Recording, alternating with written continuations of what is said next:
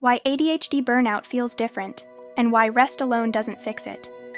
ADHD burnout doesn't usually come from doing too much in a short period of time. It comes from doing normal life while constantly fighting your own brain. That's why rest alone often doesn't fix it. You can take time off, sleep more, or step away from responsibilities, and still feel exhausted in a way that doesn't make sense. This kind of burnout feels deeper than tiredness. It feels like your motivation is gone, your emotions are flattened or overwhelming, and even small tasks feel heavier than they should.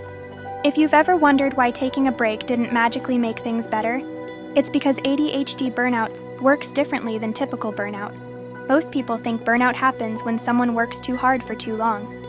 But with ADHD, burnout often comes from invisible effort. The effort of forcing focus when your brain doesn't cooperate. The effort of masking symptoms to appear functional. The effort of managing time, emotions, motivation, and expectations all at once. This constant self-management drains energy even on days that don't look busy from the outside. Over time, your nervous system stays in a low-grade stress state, and eventually it runs out of capacity. That's when burnout shows up. One of the hardest parts of ADHD burnout is that it's often misunderstood by others and by the person experiencing it. From the outside, it can look like laziness, loss of interest, or lack of discipline.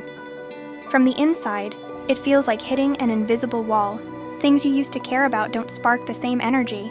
Tasks you once managed now feel overwhelming. You might feel emotionally numb one moment and overly sensitive the next. This isn't because you stopped caring. It's because your system is overloaded.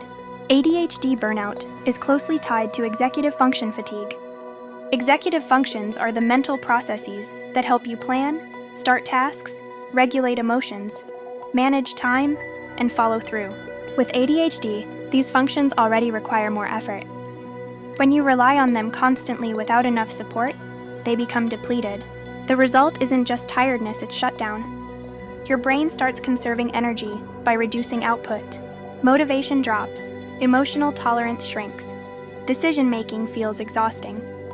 This is your nervous system trying to protect itself. This is why advice like just take a break often misses the mark. Rest is important, but rest alone doesn't repair a system that's been running under constant strain. ADHD burnout isn't just about needing sleep. It's about needing relief from pressure, from unrealistic expectations, and from the constant demand to function in ways that don't align with how your brain works. Without changing the conditions that caused the burnout, rest can feel shallow or temporary. Another reason ADHD burnout feels so intense is because it's often layered with shame.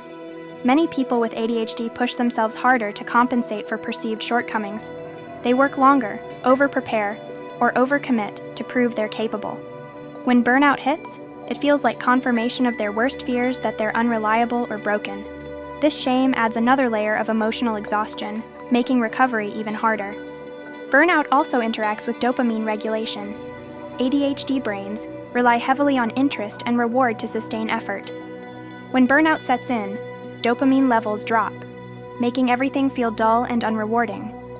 Activities that once brought joy no longer do. This can look like depression, but it's often situational and nervous system based rather than a loss of meaning. The brain is simply conserving energy by dampening stimulation. This is why pushing through burnout rarely works. Forcing productivity when your system is depleted usually deepens the burnout. You might get short bursts of output followed by crashes that feel even worse. The cycle becomes harder to break because each failure reinforces self-criticism. Recovery requires a different approach, one that prioritizes safety, support, and realistic expectations. Understanding ADHD burnout also means recognizing how chronic overwhelm plays a role. Many people with ADHD live in a near constant state of low-level overwhelm. Too many tasks, too many decisions, too many unfinished things competing for attention. Even when you're not actively working, your mind is juggling open loops. This mental load adds up. Burnout is often the result of overwhelm that was never fully acknowledged. Another overlooked factor is emotional labor. People with ADHD often spend significant energy regulating emotions, managing frustration, and trying not to react impulsively. This emotional self-monitoring is draining. Over time, it contributes to burnout just as much as workload does. Emotional exhaustion is real exhaustion. Recovery from ADHD burnout isn't about becoming more disciplined or motivated. It's about rebuilding capacity. That starts with reducing pressure rather than adding structure. When you're burned out, even helpful systems can feel overwhelming. The first step is often simplifying. Fewer goals, fewer expectations, fewer demands on executive function. This doesn't mean giving up. It means creating space for your nervous system to stabilize. It's also important to change how you relate to productivity during burnout. Productivity doesn't have to disappear, but it needs to be redefined. During recovery, productivity might mean doing less, but doing it without self-punishment. It might mean focusing on maintenance instead of progress. That's not failure, that's repair. ADHD burnout recovery also benefits from external support. This might look like visual reminders, body doubling, or tools that reduce cognitive load. The goal isn't to optimize performance, but to reduce friction. When tasks feel lighter, energy slowly returns. Motivation follows capacity, not the other way around. One of the most healing shifts is letting go of the idea that burnout is a personal weakness. Burnout is feedback. It's your system telling you that something isn't sustainable. Listening to that message, rather than fighting it, is a form of self-trust.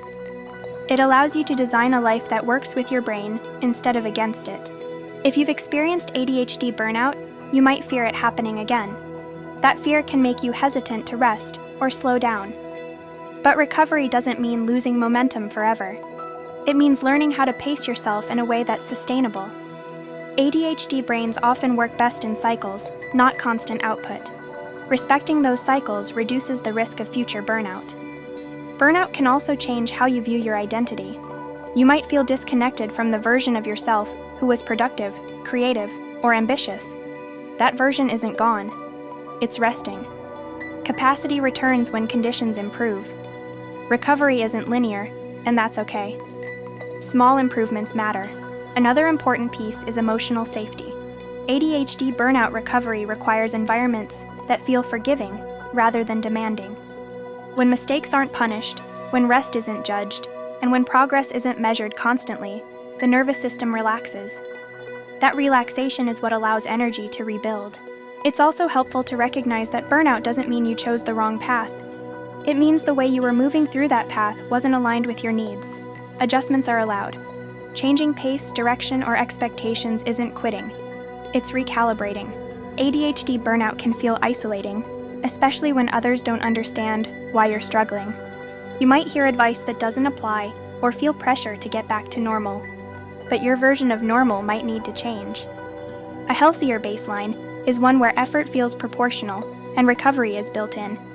If this explanation resonates, it's likely because you've been carrying more than you realized. ADHD burnout isn't a sign that you're weak. It's a sign that you've been trying to survive in systems that weren't built for how your brain works. Understanding that can be deeply validating. Inside Dopaloop Pro, this is exactly the kind of burnout-aware support we focus on. Not productivity for productivity's sake, but tools and explanations designed to reduce overload and rebuild capacity gently. If you want ongoing ADHD-friendly support that respects your limits, you'll find the link in the description.